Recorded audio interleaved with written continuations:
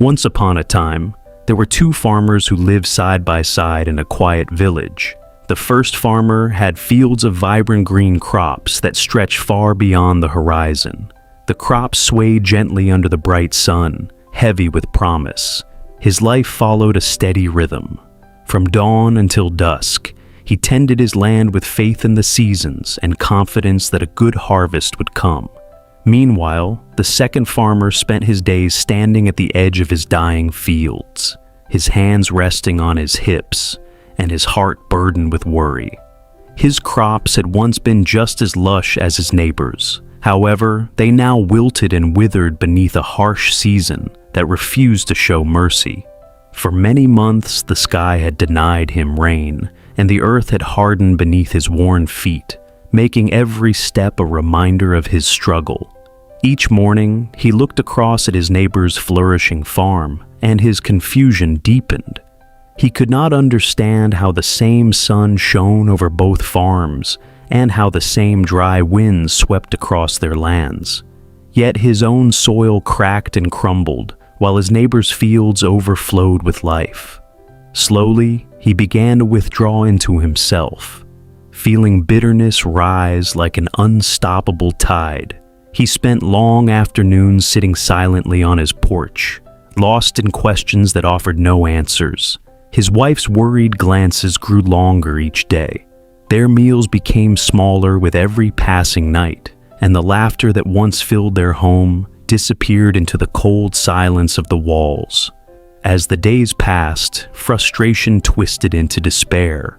The second farmer eventually stopped tending his fields altogether. After convincing himself that all his efforts were futile, weeds crept across the once proud rows of crops, and friends visited less often. Even those who still came offered little more than pitying looks and hollow words.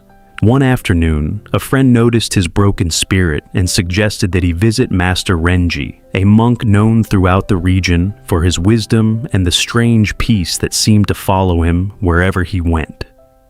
At first, the farmer scoffed at the idea. He could not imagine what a man who spent his days sitting beneath a tree could possibly know about farming or weather. But as hunger settled deeper into his home, and as his wife prepared their meager meals with trembling hands, her pleading eyes finally convinced him to try. He realized he had nothing left to lose. The next morning, he tied his worn sandals and set out before sunrise, climbing the rugged mountain path that led to the monastery. The journey was long and exhausting. The sun beat down mercilessly on his back, and sharp stones bruised his feet. Yet he continued, driven by a small spark of hope, or perhaps pure desperation. At last, he arrived at a clearing where Master Renji sat beneath a wide banyan tree. His eyes were closed, and his body was so still that he seemed like part of the earth itself.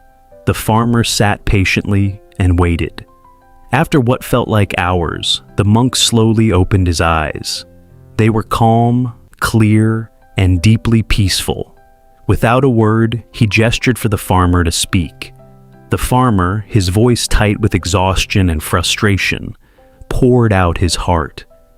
He spoke of his failed crops, his confusion, and the growing resentment he felt toward the neighbor whose farm continued to flourish.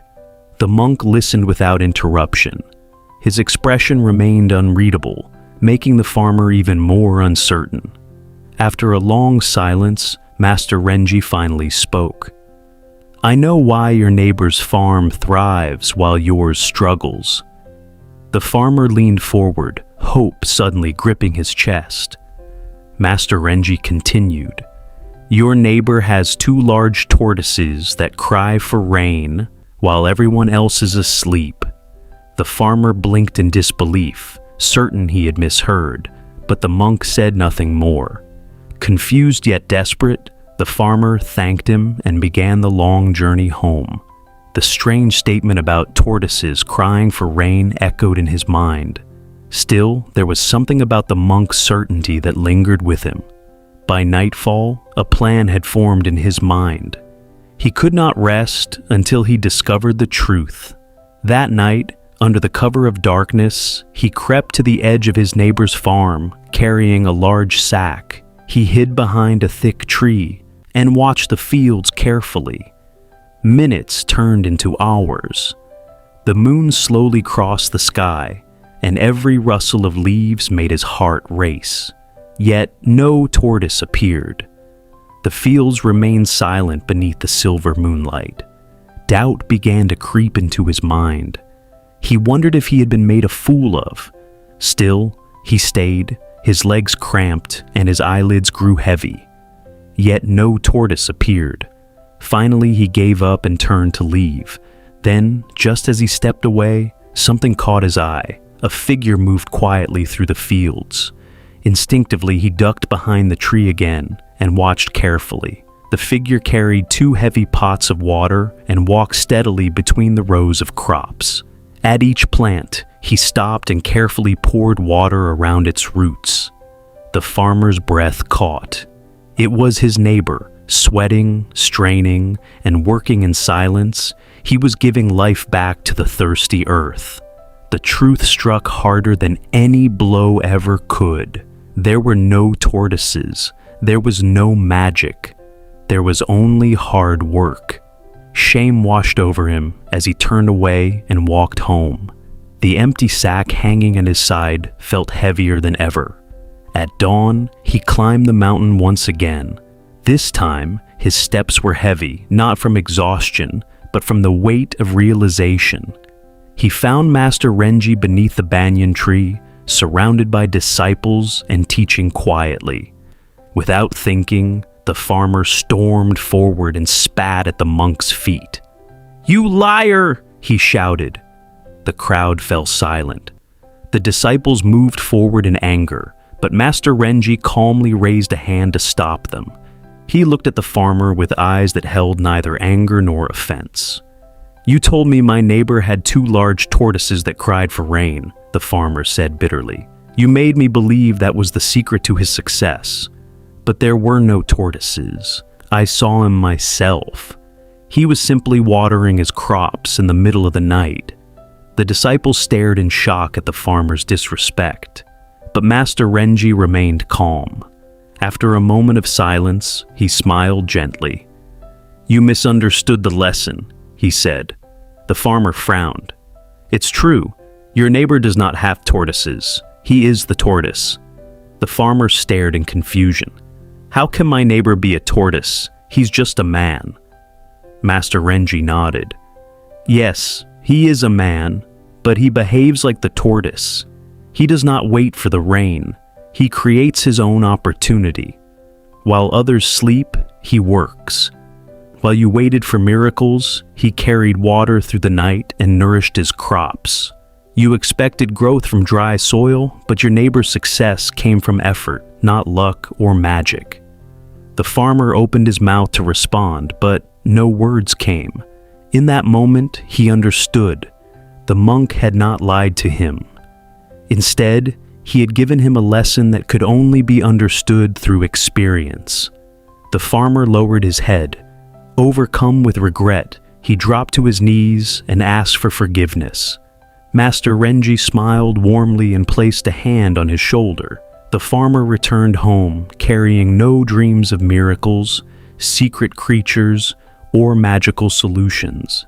Instead, he carried a simple truth. Salvation rests in the hands of those willing to work.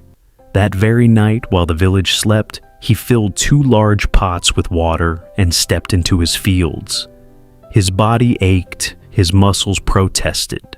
The work was exhausting. Yet he continued until the stars faded and the sky turned gray. Night after night, he returned to the fields. He understood now that change required persistence, not miracles. At first, nothing seemed different. The earth remained dry. The crops remained weak. But slowly, small green shoots began pushing through the cracked soil. Days turned into weeks. Weeks turned into months. Life gradually returned to the land, not through a sudden miracle, but through countless small victories earned one seedling at a time. Seasons passed. His neighbor's fields remained strong. Now, his own field stood strong as well. But the greatest harvest was not the grain stored in his barns.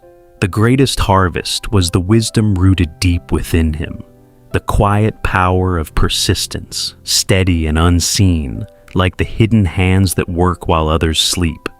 In our own lives, we often expect success to fall from the sky like rain. We wait, we hope, we wish. But just like the lesson in this story, real rain comes from effort, not miracles. While others sleep, winners work.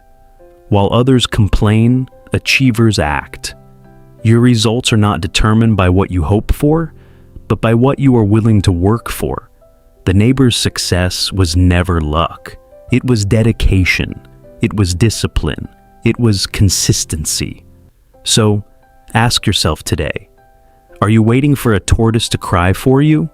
Or are you ready to carry your own water and grow your own future?